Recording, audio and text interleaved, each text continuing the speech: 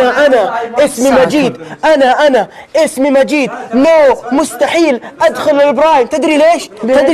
لأني أدعي رب الكون إني ما أدخل أبدا، وهذا ربي. والله ما يضبط إبراهيم أبد معاك يا عبد المجيد الفوزان، أنت شخص دايم خسران. تلعب كذا ولا كذا، أنت شخص دايم خسران. يا مساعد